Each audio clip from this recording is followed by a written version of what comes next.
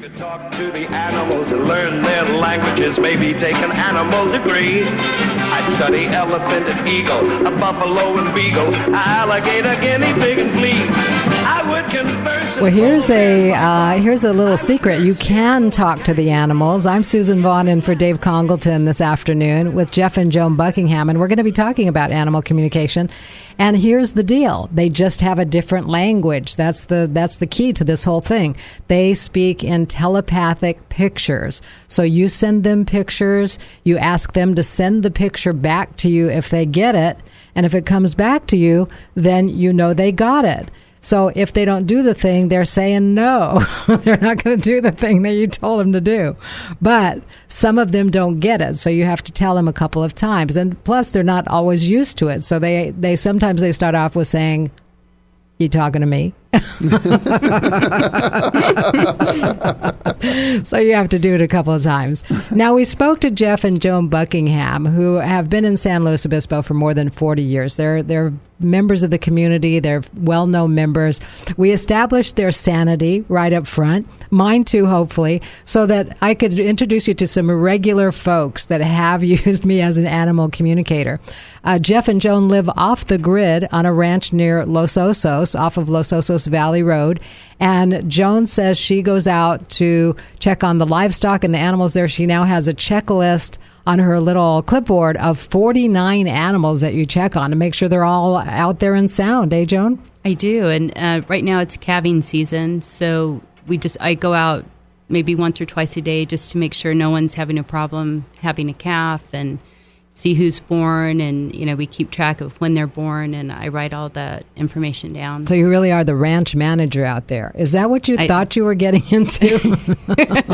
When we got married, we lived in a little gated community in Shell Beach, and then that's different. Yeah, it was quite a difference. And I still remember the first time the bulls got out, and Jeff said, "Well, get them back in." And I said, "Well, how am I going to do that?" And he said, "Just throw some hay in the ATV and they'll follow you back in." And so I did, but it was... Jeff, did you read up on that? Or well, at the time, I was in a meeting up in Vancouver, Washington, and it was one of the first times after we got to the ranch that I had left, and Joan was there by herself. And she didn't grow up in the cattle business or around cattle. I always wanted to be a dairy farmer. Oh, so you knew something about it. Something about cattle. But we had this bull, Walter, it was named after my dad, and he was gigantic and very friendly. But he got out, and Joan called me, and I had to step out of a meeting, and there were people kind of listening to one side of the conversation. And it was, as Joan described it was pretty funny. And she got Walter back in, and so that little trick worked. Yeah. Put hay in the four-wheeler and have him follow you. Yeah. Yep. As long as there's not a lot of grass around, they'll follow the alfalfa. Yeah. So he needs to be a little bit hungry. Yes. In order for this trick to work. Yes. Or you could talk him into it. But you do have to have some kind of reward going on. All right. So one of your bulls that I talked to was Chester. And I would love for you to join my YouTube channel, because now I'm happily putting together some little movies on animal communication. I've always been very interested in producing little movies. And, when I left KVEC in 2000, I went to KCOY. So I was able to reintroduce the video portion of the things that I worked on in college and throughout my life. I was in television for a long time before I came to KVEC. So now I've been able to reintroduce the visual aspect of these little movies. And one of them on my YouTube channel is about Chester the Bull, and it features Jeff and Joan Buckingham. And you can just look me up, Suzan, Suzan, and it's Vaughn, Vaughn. Look for Animal Communicator or Pet Psychic or something like that, and you'll be able to find my YouTube channel, or check it out on my website at animalwhisperer.net. So here's Chester's story, and Craig will play it for us.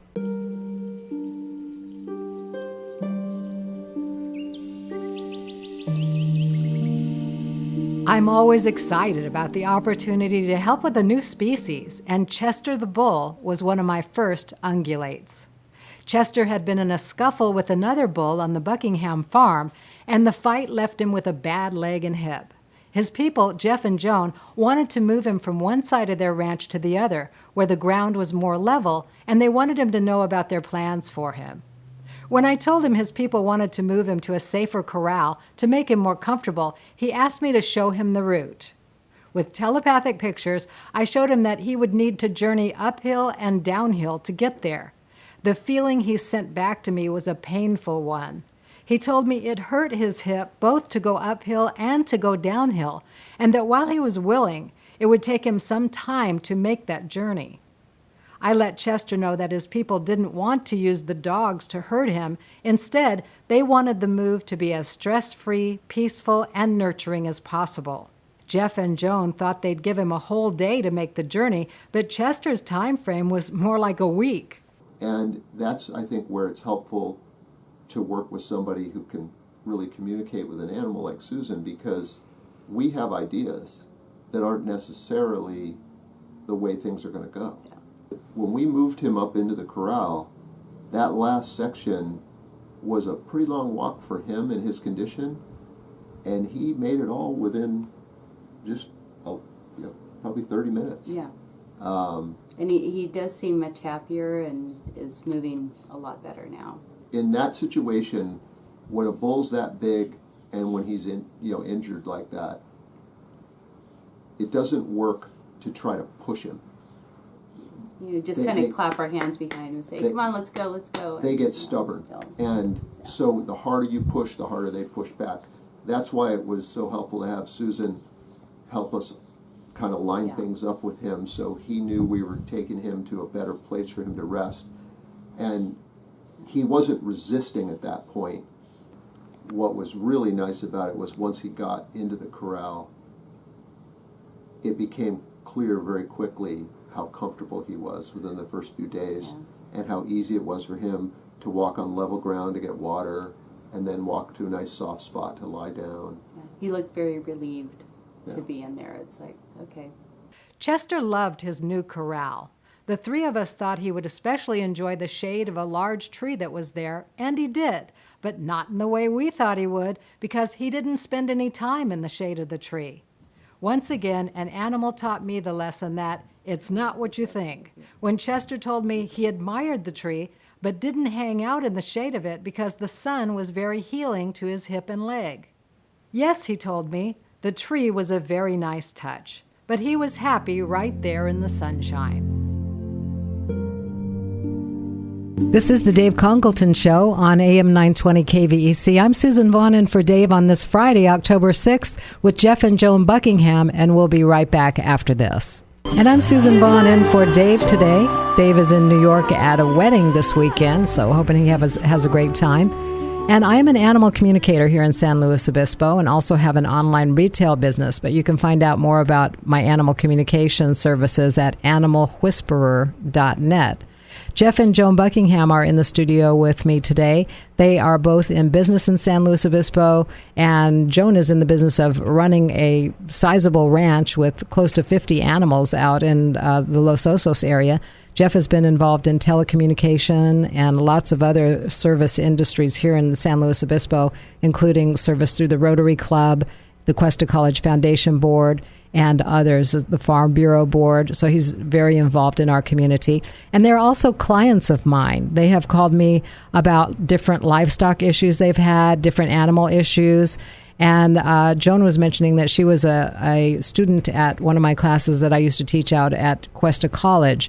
And also, Jeff has invited me to speak before Rotary. I am available for speaking engagements, and I did speak before the Rotary at Jeff's request, and about half the people thought I was a nutcase, and about half the people wanted to have a session. But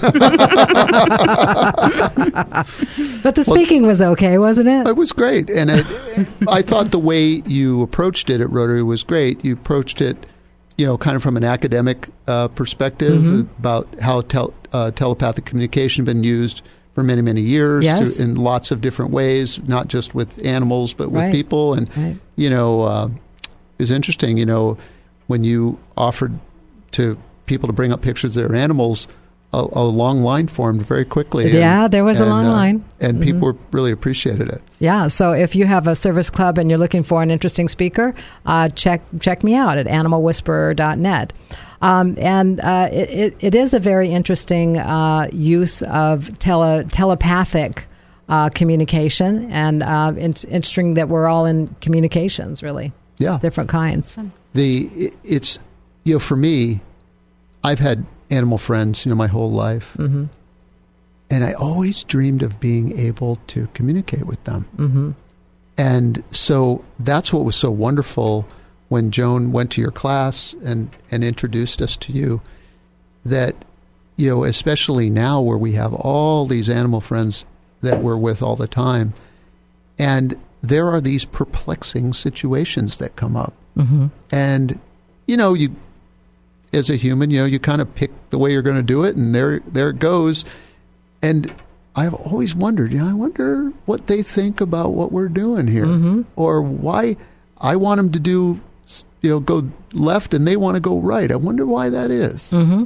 Well, one of the things where you tried out the work is about a little cat that lived at your gate called Whiskers. Yes. So we have Whiskers' story, Craig.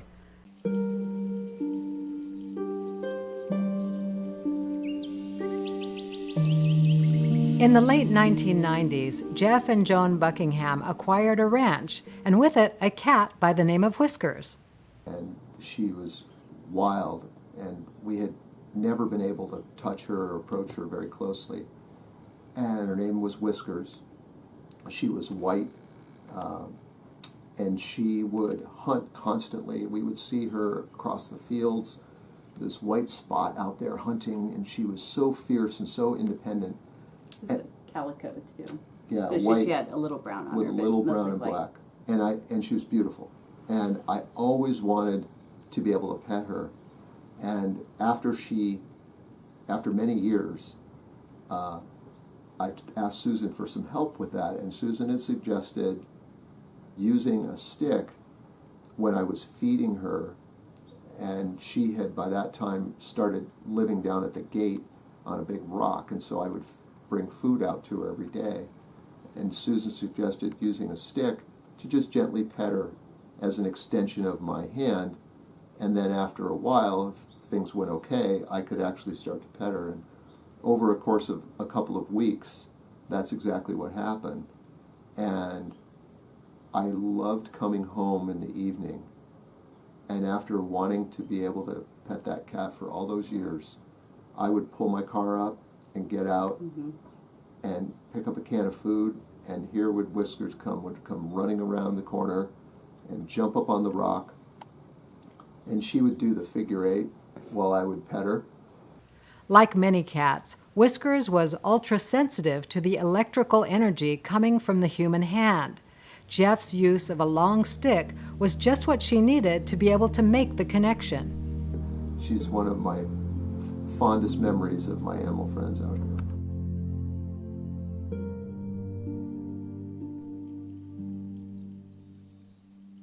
Did you have a relationship with her too? Just a little bit. She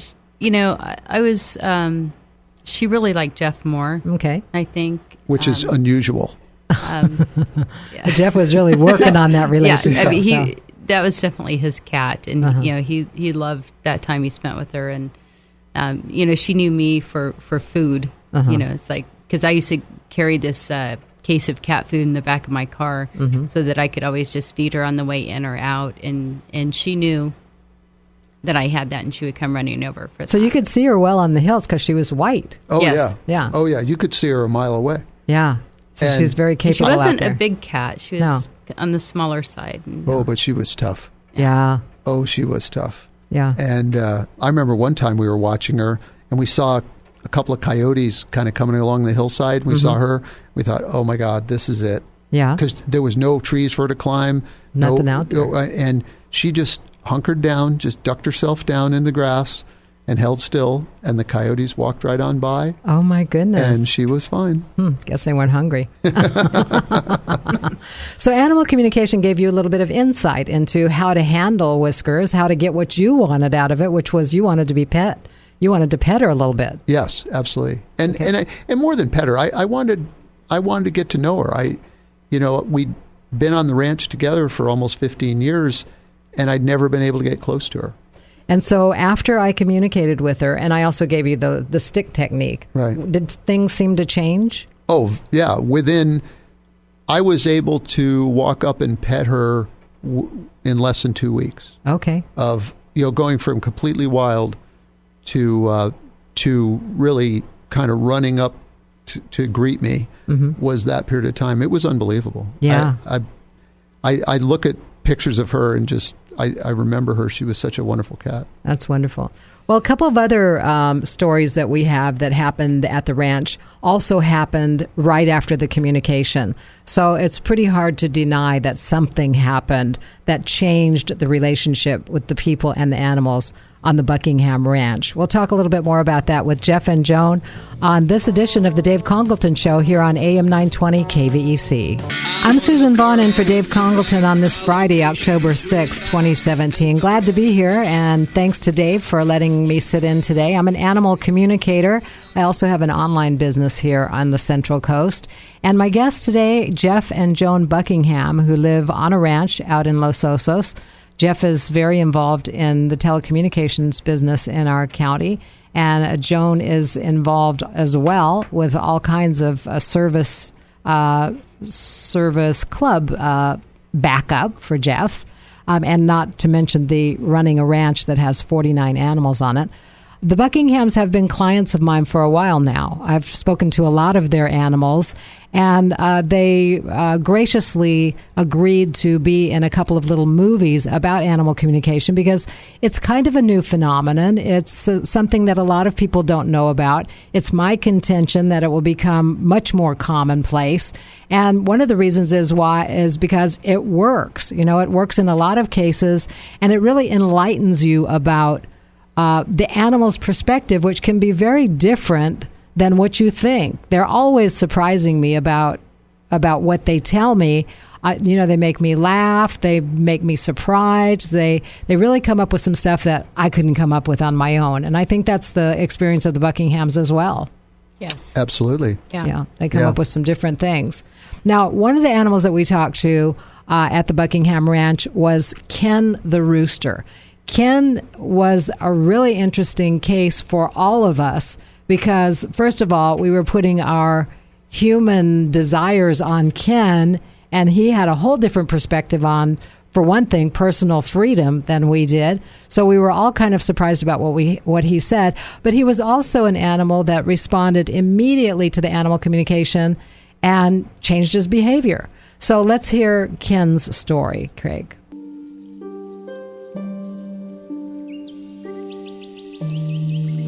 Ken the rooster taught me once again that the perspective of our animal friends is often different from our own.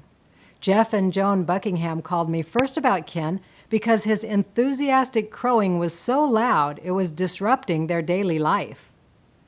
One time we called Susan because we had this rooster that Jeff adopted, and named Ken. And he was kind of a problem. He was very nice at first, but then would attack us, and he would get on the porch and start crowing really loud next to the windows, and it was, if you were on the phone you couldn't hear, and people go, "Is that a rooster?" Yeah. And so it was so loud it was like he was inside your head. Yeah. It was really, really loud. Yeah. And so we called Susan and say, "Hey, can you talk to Ken and tell him to stay off the porch?" And she did, and he never got back up on the porch after one conversation. And he spent, up until that time, you couldn't get him off the porch for more than a few minutes. His whole life was on the porch. After one conversation with Susan, I never saw him on the porch again. Yeah. It was amazing. Yeah. Ken had lived outside the San Luis Obispo Senior Center right in the downtown area. There were cars going up and down the street, people going in and out of the building, and he felt insecure and somewhat lost in that environment. He wasn't sure what his role was there. Jeff thought Ken would have a much better life in the wide open spaces of his ranch, and so he took the rooster home. Ken was indeed happier, but he wasn't sure how to act in his new environment. He still felt insecure because he needed something to dominate, so he began to bully the humans. When I chatted with him, he let me know that what he needed was the safety of a cage and some chickens to watch over. But that was such an interesting lesson, because so many times with our animal friends, we project our human values on them, thinking that that is being kind and doing what they want. And so in Ken's case, that's exactly what I was doing. I wanted Ken to be free and out and running around because that was my perception of happiness.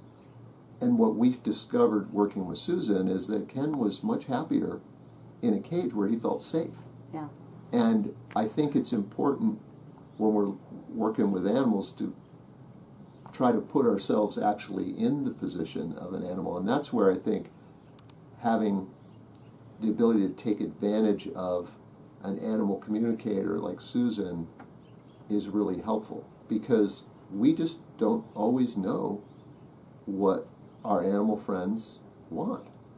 It brings a lot of or peace of mind to know that we've done everything that we can for any of our animals, and that's very comforting. When you have 49 animals, you're not sure what they're saying all the time, right? I remember one of the most amazing things you told us that really helped us on the ranch. We have a cow-calf operation. Right. So we have mother cows that have calves every year, and what we sell are the calves. And then the mother cows stay with us until they get older, and then they go for beef at some point, usually after they can't have a calf anymore. Yes. And so I always thought the end result of where the beef cattle ended up was a secret. Kind of the people kept the secret from the animals that they were part of the food chain. Right. And so I remember you were over with us one day working with some of the animals, and I said something about, do the animals know what's going on here? And you said, people say, don't tell them. Yeah. What? And you said, no, of course they know. Cows have always been part of the food chain. They know that. Yeah. And I said, really? They know that? She said, yeah. And I thought, wow. And so, all right, well, so the jig's up. They know what's going on. So what is my role here to keep them happy? What do they want? And you said they want a nice place to be here, and enjoy the time that they're here. And that's what they like. And I said, well, how are we doing? And, you said, oh, they're very happy here. The one thing they don't like, and this is true with people too, is when their kids go away, like when our kids go off to school or whatever, when their kids go off to the next ranch, because we sell our calves, when they're 9 or 10 months old, and they'll go off, some go off to be cows in other herds, some go off to other places where they go on pasture for, another 6 or 8 months or whatever. They really miss them at that time. And, but, that's the way we feel, when our kids leave as well. Yeah. Well, it's more critical if they're nursing. I mean, that's when you really don't want to separate an animal with its young offspring. And you can see that with dogs, with cats, with anything. They get nervous. They want to know, where did my offspring go? But if they're past the nursing, if they're teenagers or even young calves or whatever, they pretty they detach pretty easily. And dogs too. You'll see, like, you bring some dogs puppy back, they're going to growl at each other. They're then territorial. They're not. They don't have that longing that holds on to us. They really live in the present, most animals. They can really teach us about that. There's some things that animals can really teach us about. One is about kind of living in the present. One is being able to let go of things changing, like your offspring going away. And another one is about death. They're very enlightened about death compared to us. And one of the things I remember about that conversation was at some point these animals become food, and you were asking me, well, how do they feel about that? Well, how they feel about that is right now humanity is interacting with animals as a food source. That's where we're at. And it does not qualify us to be unkind to them in any way. But they will make a deal that if you provide me with a great place and care, then I will give my life to that cause. I will go ahead and give my life to that cause. In the meanwhile, I expect to be treated with respect and care. Yeah. And there's plenty of animals who make that agreement. Yeah. In fact, if you talk to animals that are, for example, like the dolphin slaughter out in Japan or those kinds of things, a lot of people contact animal communication groups, of which I'm a member, and they want us to tell those dolphins to move or get out of there. They're in danger. When you commune with them, when you feel what they feel, when you shape-shift into their bodies, they tell you, no, we're here on a purpose, we have a mission, and we're not going anywhere. We're here to make a statement. We understand that when we're out of the body, we can choose to come back into the body, or we can evolve onto the next thing. We're not that attached to the body, the physical presence. So no, we're not going anywhere. We're here to give a message. This is News Talk 920 KVEC. I'm Suzan Vaughn in for Dave Congleton. We'll be back with Jeff and Joan Buckingham after these messages. This is the Dave Congleton Show here on AM 920 KVEC. I'm your host, Suzan Vaughn, in for Dave today, and I'm an animal communication specialist. I've been in the communication business all my life as a writer, reader, broadcaster, and now a telepathic communicator. And it's very fulfilling work to work with animals and try to translate with their human what it is they need and want, helping folks also with animals that become lost or disoriented, or just helping them understand an animal's point of view. Sometimes people will feel personally insulted by their animal, like all of a sudden my animal is, peeing in the house, and I find, this animal is quite old, and there's a little disconnect between the brain telling the body, I need to get outside, and those two things happening. So their timing is off, and it really changes the relationship for the people because, they're not feeling slighted or disobeyed or anything. They understand there's some kind of organic thing going on with the animal. So it really helps with relationships a great deal. You can find out more about my work at animalwhisperer.net. Well, one of the things we were talking with Jeff and Joan Buckingham about, who have utilized my services several times, was about death and animals' perspective on death. It's very different than ours. They're very good at living in the moment. They, while they may instinctually hold on to the body because the release is very dramatic for everyone who gets out of the body, but they more flow with it than we do usually.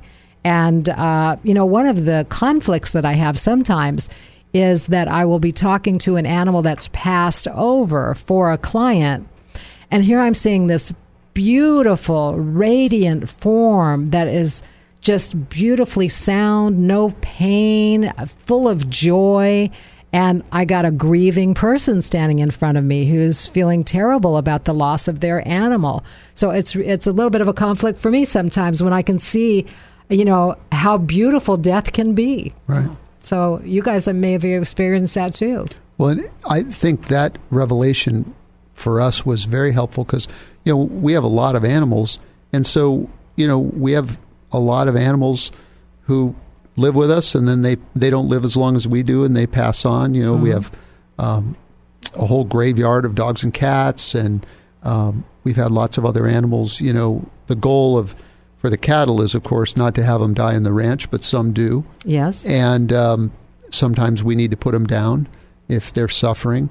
And now that I can really clearly see that they don't cling to life in this form the way human beings do. Right. It makes it much easier for me to just go with the flow of, the natural flow of life and not to be too worried about that. You know, I remember Joan called me one time about a missing calf. You know, she was out there with her clipboard counting. Yes. And there was one calf that wasn't present. And I remember looking for the calf telepathically, remotely. And I felt like, you know, there's no life force here. And if this calf has not passed yet, it's about to. And so then Joan, you found the carcass. Yes, we did. It was probably a week or two later, though. Okay. And I think that was during all this rain that we had last year, and it was just really hard to get out and look. 1207's calf, right? Yes. Mm-hmm. Yeah, she just actually had a calf the other day. Yeah. Oh, okay, good. Yeah. So it was a calf number 34, and we looked everywhere for it, and I just felt so bad, and then we finally found it, and then... I remember when I checked in... you know, because we were feeling kind of bad for the heifer that had given birth. And the heifer said to me, you got to give one to the predators now and then. Although my personal view on that was that she gave up that a little too easily. Okay. You know, well, because most cows, if their calf is ill or dying, they will stand by that calf. And that's how we find the sick animal. Oh. She went off and left it, which... is not the best characteristic for a mother. So we'll see how she does with the calf this year. Even if it's passed, she stays? With it for a while. Okay. They'll stay for a while. But, you know, it was raining quite a lot. And she could have been out there next to it for a few days, and we just didn't notice. Okay. Joan's much more generous with these things than I am. I you know, I'm a little more judgmental about 1207, I think. Now, 704 was a different kind of cow, story. Yeah. Who will tell the 704 story?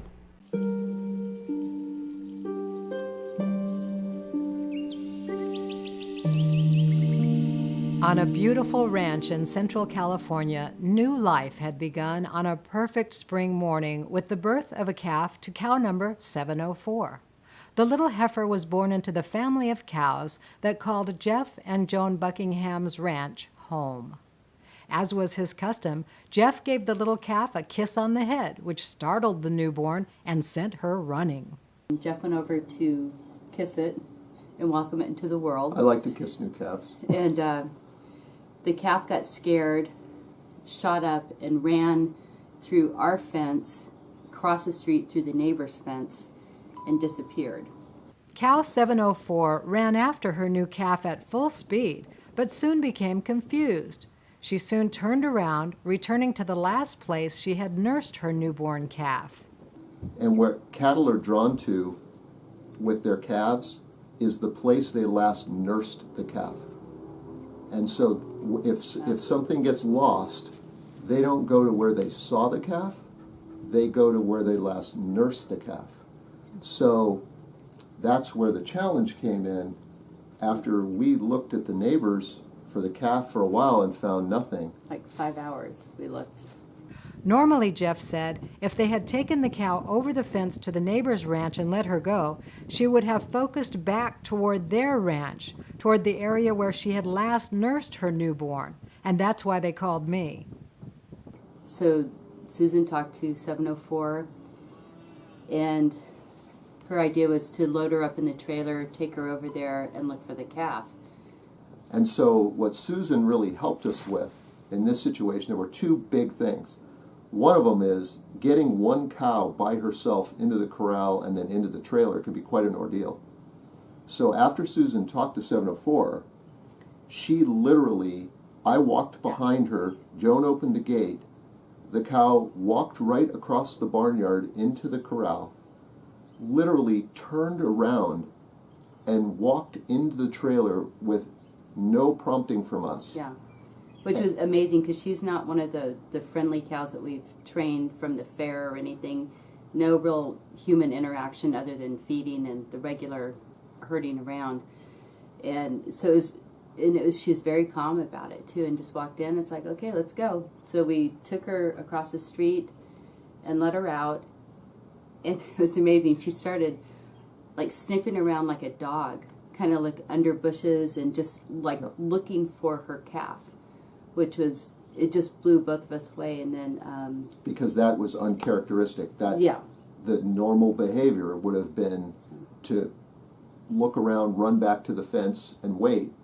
And she literally looked like a bloodhound. She got out of the trailer and started sniffing around the bushes. And Susan had advised us, once she's over there and she's looking, just back off and let her go for the night, and she'll find that calf and then go back in the morning. And so I remember walking up the hill and walking across the pasture and really feeling incredibly guilty for having caused this whole ordeal in the first place. And then thinking, I hope they're together. And it was just first light. And as I crossed the crest of the hill and I looked down across the road, there was 704 standing there with her calf, waiting for us. A happy ending for cow and newborn calf.